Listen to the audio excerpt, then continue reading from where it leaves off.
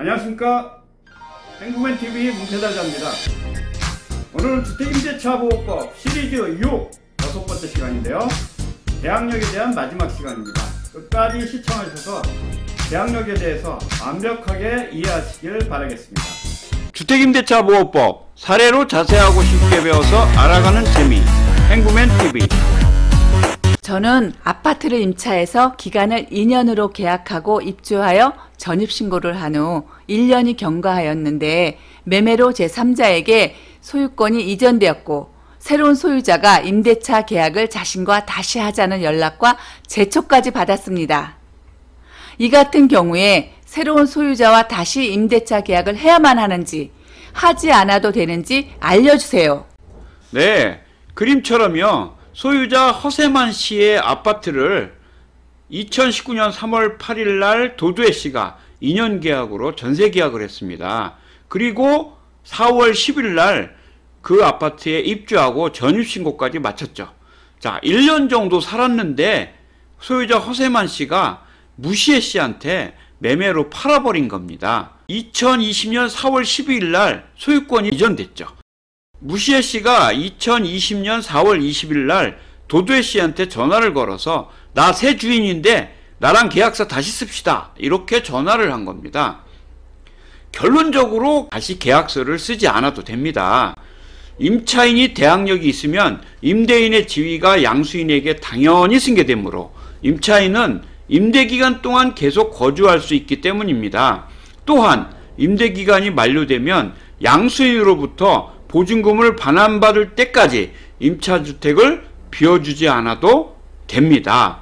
혹시 도두혜 씨가 무시혜 씨가 새로운 소유자가 되는 것을 원치 않을 때는 소유자 허세만 씨에게 계약을 해지하고 보증금을 반환을 요청할 수가 있습니다. 그림처럼 임차인이 임대인의 지위 승계를 원하지 않을 경우 임대차 계약을 해지할 수 있고 종전 임대인에게 보증금을 돌려받을 수가 있습니다. 임차권의 양도와 대항력. 저는 주택 소유자인 임대인의 동의를 받아 대항력 있는 임차인으로부터 임차권을 양도받았습니다.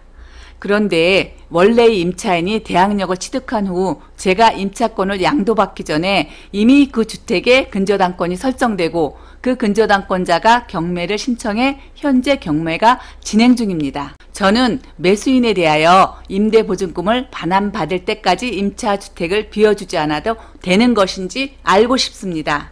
네, 서울의 3억짜리 아파트를 2018년 4월 15일 임차인 신기한 씨가 보증금 2억에 계약을 하고 전입신고하고 거주하게 되었습니다. 그런데 3개월 후인 2018년 7월 8일 날 집주인이 K은행에 저당권 설정하고 6천만 원을 빌렸죠.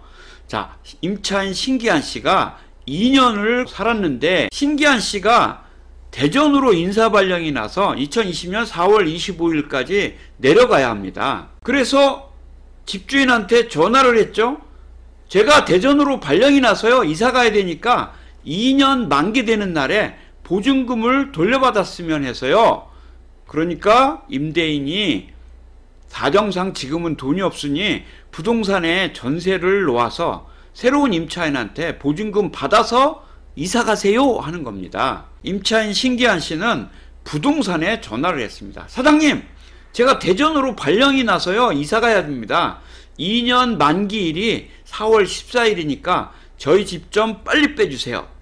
이렇게 전화를 했는데 공인중개사인 부동산 사장님은 전세를 새로 놓으면 대항력이 없어서 전세 계약을 해줬다가 혹시 집주인이 저당권 설정한 걸 못 갚아서 잘못되면 나보고 보증금 물어내라고 할 텐데 이렇게 생각을 하면서 새로운 세입자를 신기한 씨 집에 데리고 가서 집을 보여줄 생각을 안 하는 겁니다. 자, 신기한 씨는 진퇴양난이죠. 발령이 나서 대전으로 내려가야 돼서 집주인한테 보증금을 돌려달라고 했는데 집주인은 안 돌려주고 또 집주인은 부동산에 내놔서 보증금을 받아가라 이렇게 얘기했는데 그 부동산에서는 새로 임대차 계약을 하면 새로 들어오는 임차인은 대항력이 없어서 만약에 잘못돼서 보증금의 일부라도 다 받지 못하게 되면 공인중개사한테 물어내라고 할 게 뻔하니까 임차인을 데리고 가서 신기한 씨 사는 집을 보여주지 않습니다. 이럴 때 임차권 양도 양수 계약서를 작성하는 걸로 해결할 수가 있습니다. 임차인 신기한 씨하고 새로 들어오는 임차인 현명한 씨하고 임차권 양수도 계약을 작성하는 겁니다. 임차권 양수도 계약은 계약서를 작성하고 그 계약서 뒤에 종전 임차인 신기한 씨가 소유자와 계약한 임대차 계약서를 첨부하고 임대인의 동의를 반드시 받아야 됩니다. 임대인의 동의를 안 받으면 임차권 양수도 계약은 무효가 됩니다. 임대인의 동의를 받아서 임차권 양수도 계약을 작성하고 종전 임차인 신기한 씨는 보증금 2억 원을 새로 들어오는 임차인한테 받아서 이사 갑니다. 이사 가고 나면 종전 임차인 신기한의 주민등록 퇴거일로부터 14일 이내에 전입신고만 하면 종전 임차인의 전입일 다음 날에 대항력을 갖게 됩니다. 다행스럽게도 그림처럼 임차주택을 비워주지 않아도 됩니다. 현명한처럼 임대인의 동의를 얻어 대항력을 갖춘 임차인으로부터 적법하게 임차권을 양도받은 경우 원래 임차인의 주민등록 퇴거일로부터 2주 이내에 전입신고를 마치고 주택에 입주했다면 종전 임차인인 신기한이 갖고 있던 대항력을 주장할 수 있기 때문입니다. 다시 말해 종전의 임차인이 갖고 있던 대항력을 산 것이므로 낙찰받은 매수인에게도 보증금을 받을 때까지 임차주택을 비워주지 않아도 되는 겁니다. 대항력 없는 임차인의 보증금 회수. 저는 주택을 9천만 원에 임차하여 입주하고 주민등록 전입신고를 마쳤습니다. 그런데 그 후 등기를 열람하여 보니 제가 임차하기 전에 이미 임대인이 은행에서 돈을 차용하면서 근저당권을 설정한 사실을 알게 되었습니다. 만일 앞으로 제가 임차한 주택에 대한 근저당권 실행으로 경매 절차가 개시된다면 저는 어떠한 방법으로 임대 보증금을 회수할 수 있을까요? 네, 질문하신 분은 주택의 인도와 주민등록을 갖추기 전에, 즉 대항 요건을 갖추기 전에 이미 근저당권이 설정되어 있었기 때문에 매수인에게 대항력이 없습니다. 그림처럼 임차인이 임차주택의 확정일자를 받아두었다면 매각대금에서 배당을 받는데요.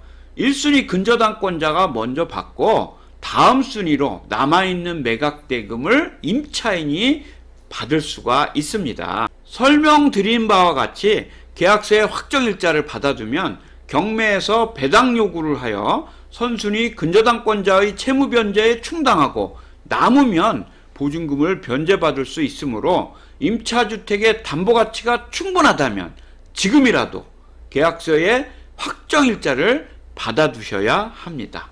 네, 대항력에 대해서 완벽하게 이해하셨나요? 유익하셨다면 좋아요, 구독 꾹, 공유 부탁드리겠습니다. 다음 시간에는 임대차 보호법 중에 임차인의 우선변제권에 대해서 공부해 보도록 하겠습니다. 다음 시간까지 안녕히 계십시오.